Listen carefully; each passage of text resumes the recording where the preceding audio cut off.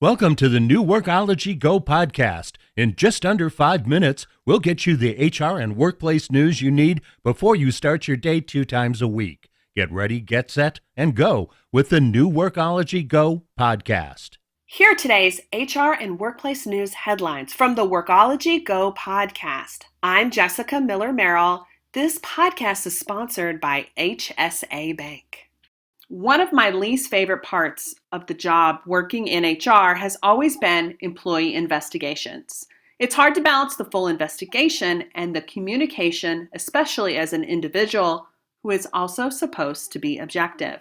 Microsoft recently changed their investigation process and created an employee advocacy team. This team will assist employees going through an investigation, checking on all employees involved, including the ones who are interviewed as witnesses, managers, and those accused. The article is from Quartz, and it is called Microsoft is Overhauling How It Investigates, How It Handles HR Disputes. As the number of workplace investigations increases, with many of these being high profile in the media, it is important to ensure that all parties are communicated and treated with respect. Microsoft's creation of an advocacy team is a welcome one. It's hard to do an investigation when you are the investigator, to inform, engage, and field employee questions. Plus, it doesn't hurt to have a group of individuals to reinforce and support HR's role differently. What should companies and employers do to create an inclusive workplace? Attorney Kate Bishop explains in a Workology podcast interview. Well, the first thing employers and leaders need to do is make sure that they say and are open to every walk of life, women, minorities, everyone. And what they need to do is they need to try to build inclusive communities of people in their workplaces that prohibit and actively prevent these kinds of comments from occurring in the workplace. That includes things like having a really good policy that's accessible and not full of complicated legalese. They welcome complaints from employees, whether it's about comments like this or concerns about how to be a better employer or even how to improve processes, things like that. And when you create these kinds of open communication and you welcome and encourage employees to bring forth their concerns, you're going to have a workplace where if something like this happens, you learn about it.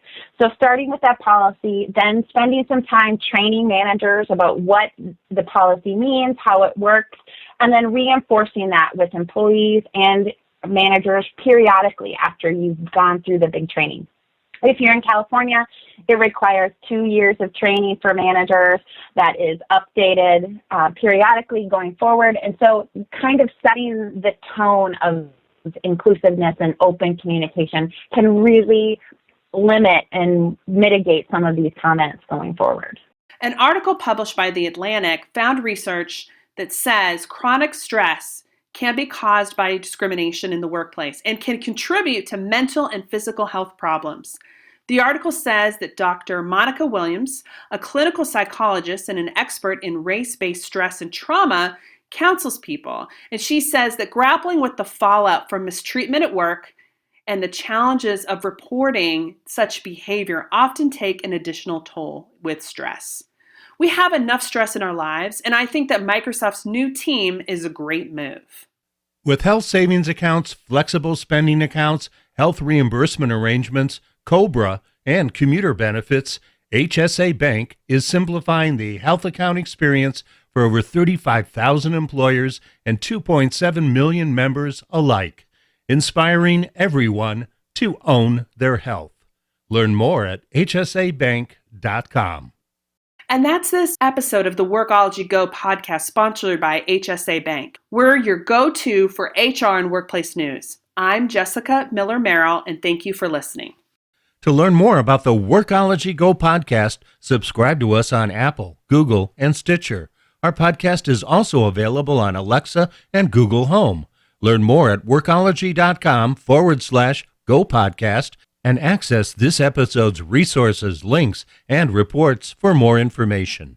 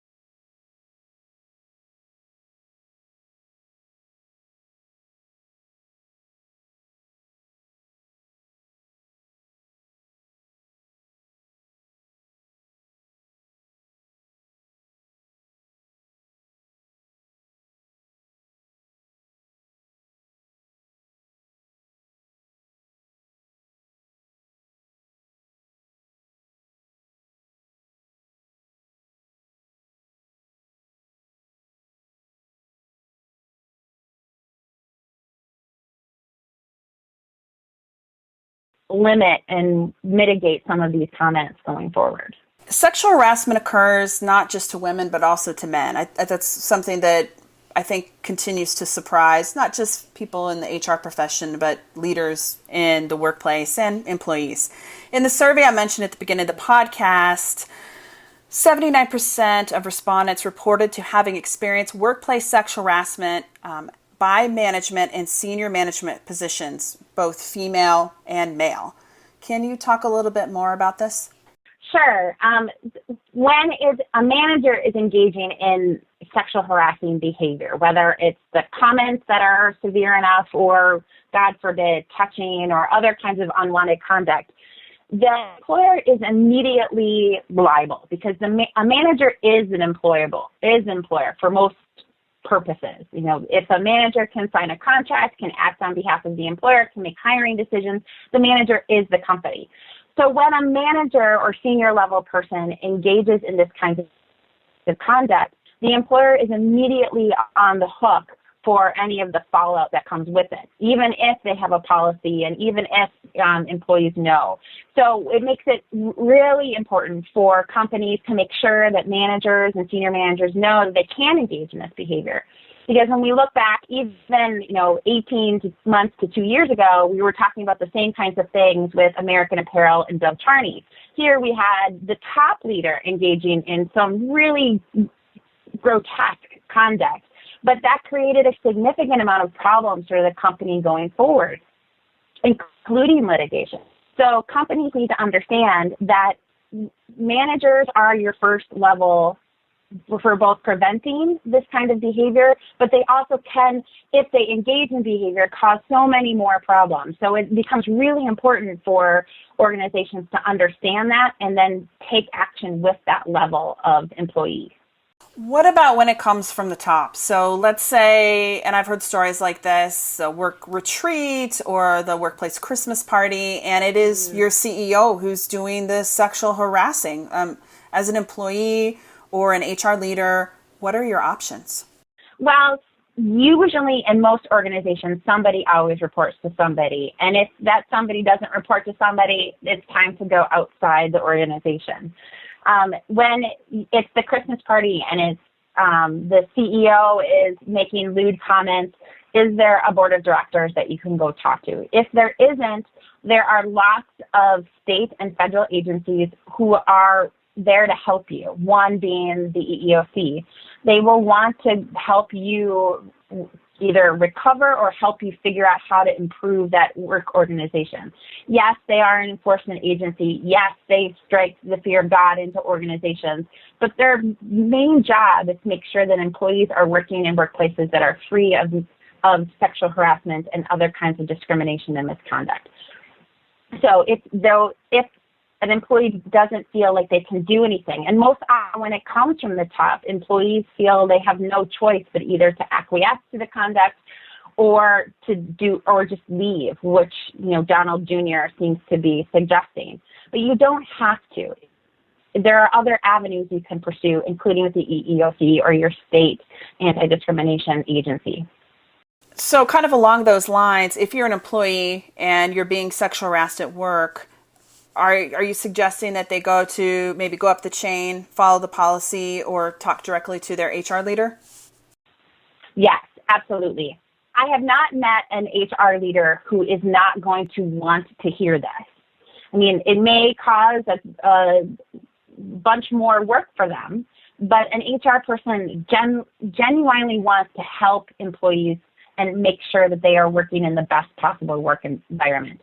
So if you are hearing comments that make you uncomfortable, if you're hearing or experiencing something like sexual harassment, go tell your HR person. They may feel that they can help you and launch an investigation and go through the steps, but they certainly are there to try to make that work environment better. So go talk to them, please. With the rise in social media and technology and Snapchat and Instagram and Periscope and all these different social media tools, I feel like it's easier to capture these moments during happy hour at work or the company Christmas party or wherever on social media. So what advice do you have for maybe HR leaders who are encountering some of this technology? Maybe somebody came to them and said, so-and-so posted this video on Snapchat and something happened in the bathroom, or this employee made these inappropriate comments. How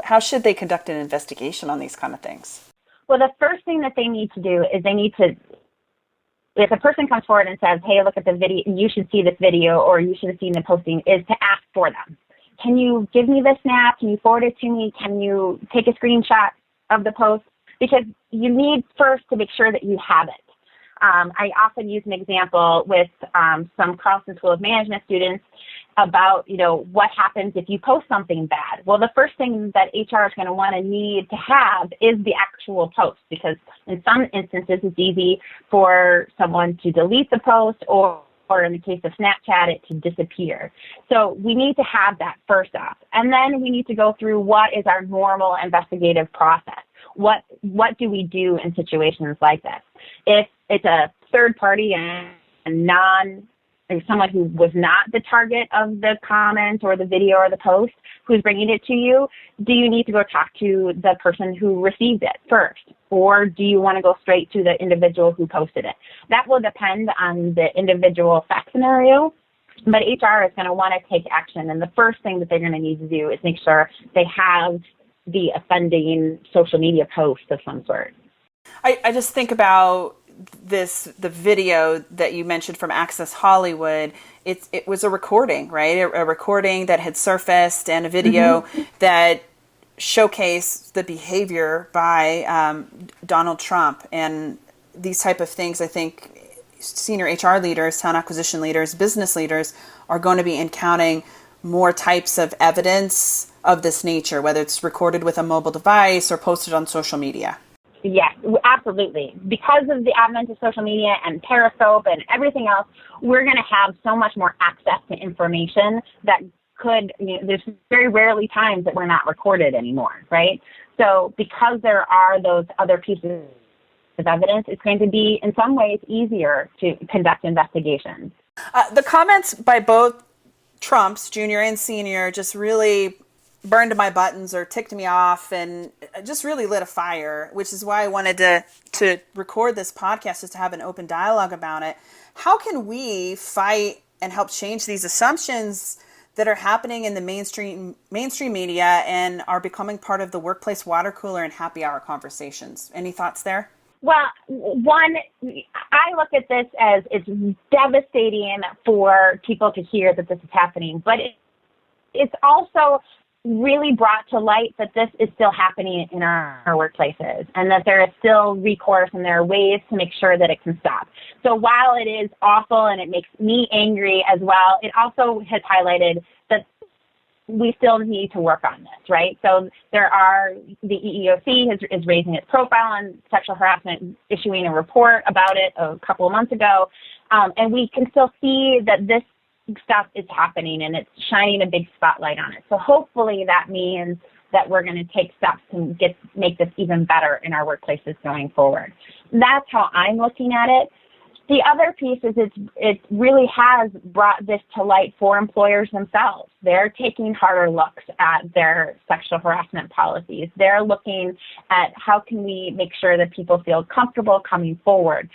So I think that's happening because of what we see. When you see employees sitting around the water cooler talking about these kinds of things, there is a certain level of these kinds of comments that is inappropriate in the workplace. You can tell employees, hey guys, we wouldn't want this to be talked about even if it wasn't in the news. Can we just kind of move on from here? Those kinds of comments you might want to engage in, depending on what your work culture is. But I'm both disheartened by the comments and heartened that we can take some action for it and improve workplaces going forward.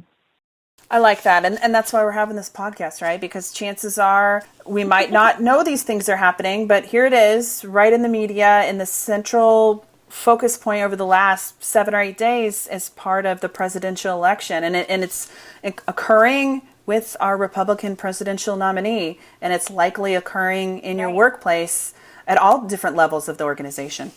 Right. When I started my career in 2000, 2004, I was shocked that I was going to be able to pay for my mortgage because sexual harassment was still occurring in the workplace.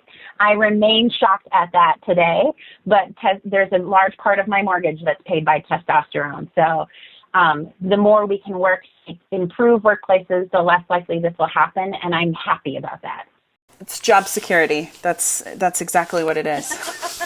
Sadly, yes. Well, Kate, thank you for joining us today. Where can people go to learn more about you and what you do? Oh, please check out my website. It's Thrive Law Consulting, all one word.com. I've been blogging and I speak a lot about these kinds of topics. So hopefully people will be able to find me, and please connect. We'll link to Kate's website, her LinkedIn profile, and then some resources that she has listed on her site. Thank you, Kate, for joining us today. And thank you to joining us on the Workology podcast, where we discuss the science and art of the workplace HR and recruitment. This is Jessica Miller Merrill. Until next time, you visit Blogging for Jobs to listen to all our previous Workology podcast episodes. Production services for the Workology podcast with Jessica Miller Merrill provided by TotalPicture.com.